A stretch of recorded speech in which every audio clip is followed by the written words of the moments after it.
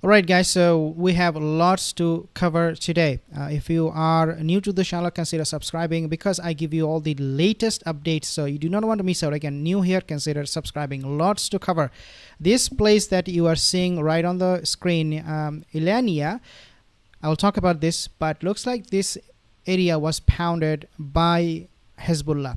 We'll talk about this, and then I also want to make mention of this major who died in the battlefields, and his name is Ariv, his last name. I'll mention all the details in a second, but I want to actually start off with this particular news because this is becoming very, very disturbing. Every time you see they want to commit a genocide, the ITF, Israeli terrorist forces, they start using a lot of excuses. So in this instance, for example, he said, the ITF, they said that this hospital, Al-Sahal hospital in Beirut, they are hiding gold and silver and millions of dollars inside of the hospital, only to find out later on by journalists. They opened the door for the journalists that there was absolutely nothing. There was absolutely. So this is one of those videos where a doctor is talking to the journalist, and this is another video. You see this guy, he's opening the door to show nothing is actually happening. No Hezbollah money is inside,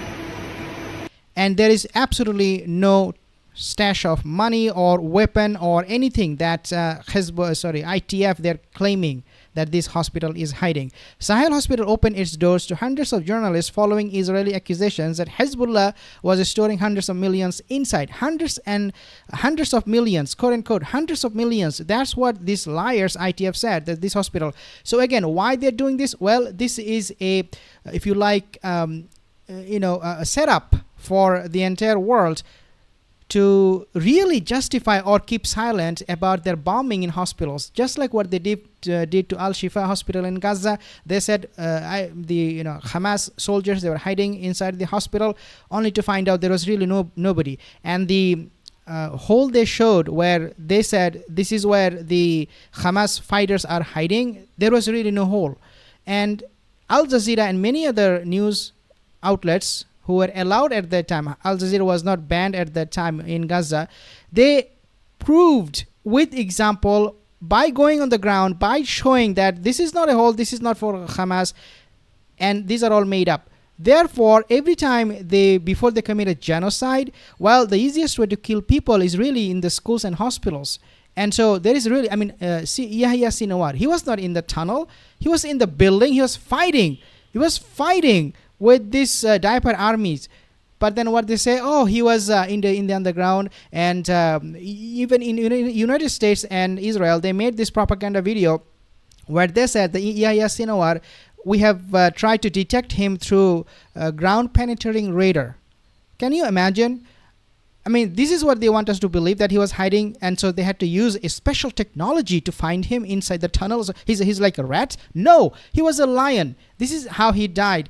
But again, the narrative is so twisted, guys. It's unbelievable. Then I want to actually show you some other stuff here. So this is a Merkava tank, as you can see on the screen.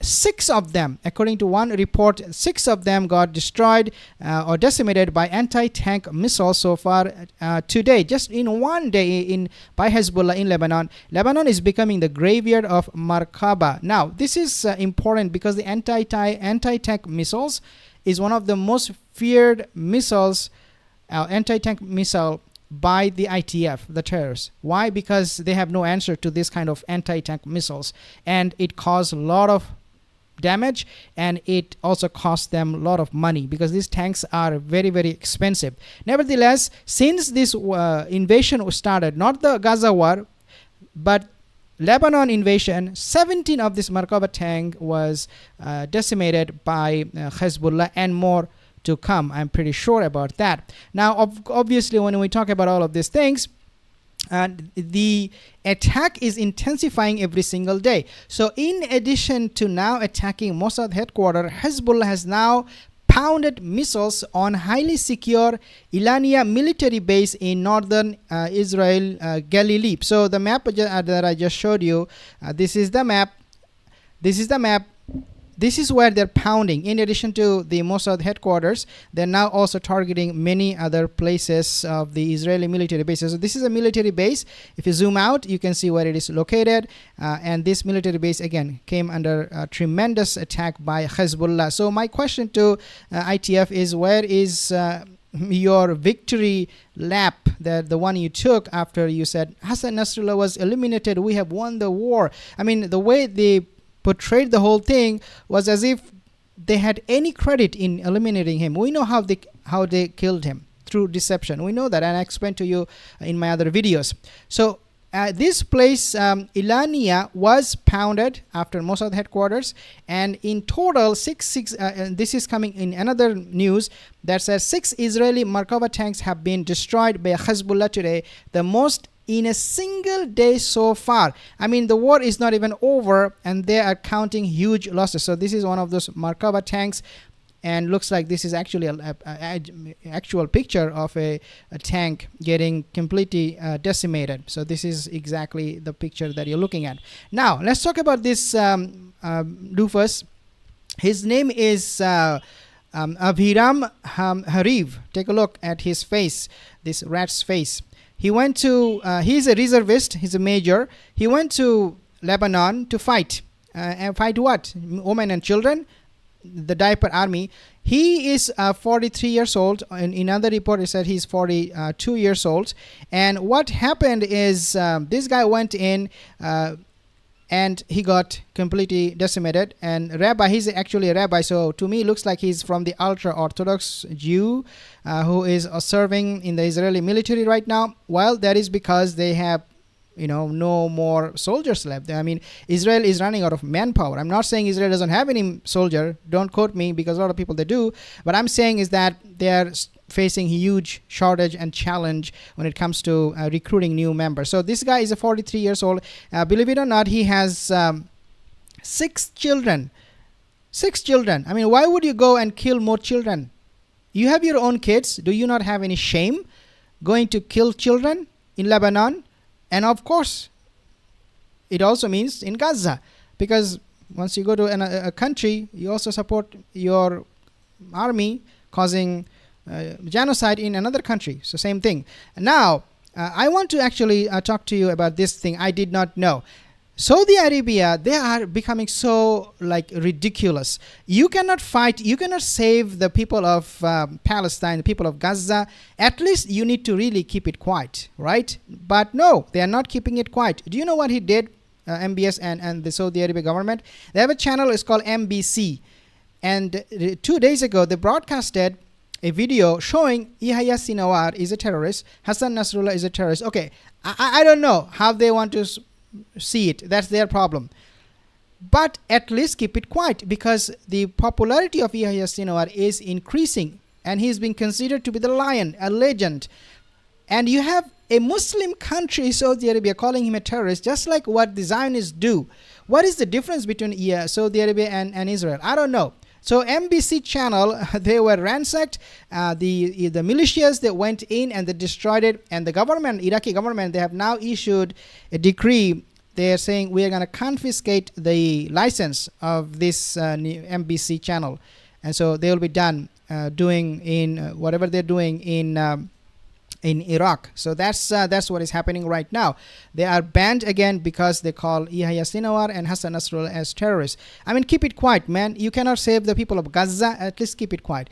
Yesterday, Hezbollah announced a record of 39 operations and a record 6 tanks destroyed in one day, 2 in Misgav M and 4 in southern Lebanon. This is important. 39 operations. Why? Well, because these operations, normally they do maximum 24. That's the one I have read. I have done my research and studies. I found out the maximum operation they do in one day would be 20 to maximum 24. But now they're doing 39. So means in 1 hour, almost there are 2 operations taking place by Hezbollah. Can you imagine? This is what they call a weakened organization. They're not weakened after they lost Hassan Nasrallah. They're becoming even more powerful and more resilient and more determined than ever.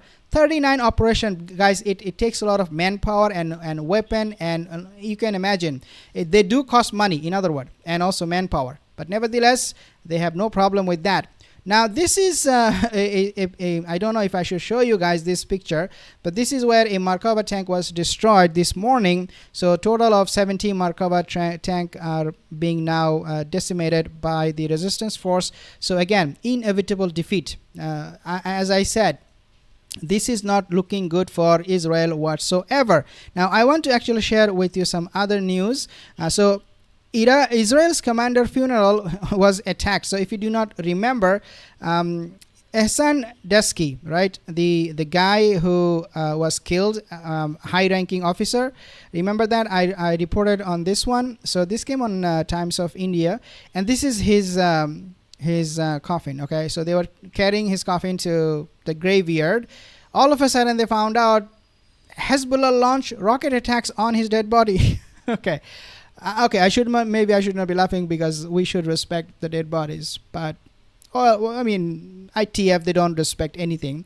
But we are not like them. We respect dead bodies. Okay, so if he's dead, we should maybe not say things that we would say if he was alive and killing innocent children. But you get my point. I mean, this guy, he's dead, and Hezbollah is like, we're not going to let you go. Even if you're dead, we're going to get to your dead body. And they launch rocket attacks, and these people, his relatives, they're crying incessantly. And you know what, they don't feel any pain for the people of Gaza, for the women and children who are suffering right now.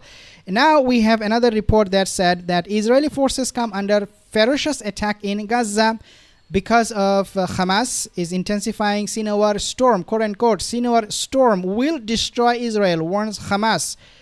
They are not done. Sinawar may be dead, but Hamas is not done. Hamas claimed to have successfully trapped IDF's engineering unit in a tight ambush. The engineering unit, they travel with the ITF because they want to figure out the tunnels.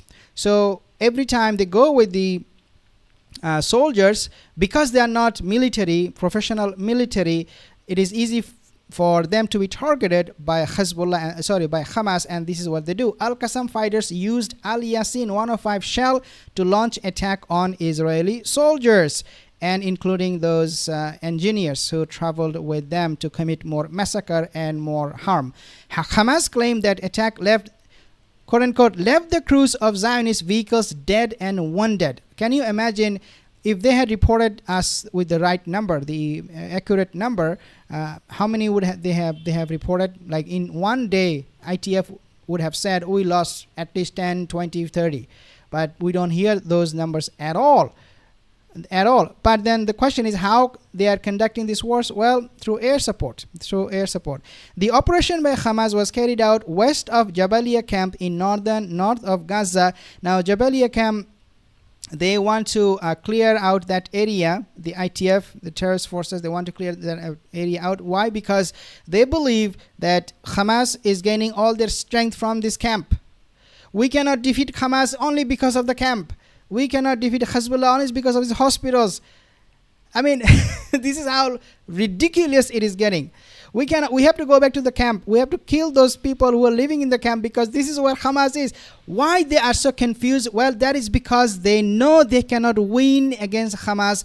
They cannot win against Hezbollah. So what they do is that they target innocent people, camps, hospitals, schools, and at the end of the day, they are still hopeful that maybe one day this war will be over. They will give up. These people, these resistance forces people, they are so perseverant in what they are doing, in defending their rights and their human dignity, that the Israelis, the ITF and their relatives, people who come to the government to complain about the government, they cry and they complain and they say, we are not winning this war. We have to go back to Jabalia camp now, 4th time. And one lady, she was crying, she was sobbing, she was howling, she was screaming. Why we have to put up with this? Why they don't just leave? Why didn't they pack up and leave and let us win? But that is not happening. They are dumbfounded. ITF and Israel, the Zionists, they're dumbfounded. How come these people are getting killed every day? How come they're seeing their own relatives, their own children, their heads are getting blown off? Still they are there?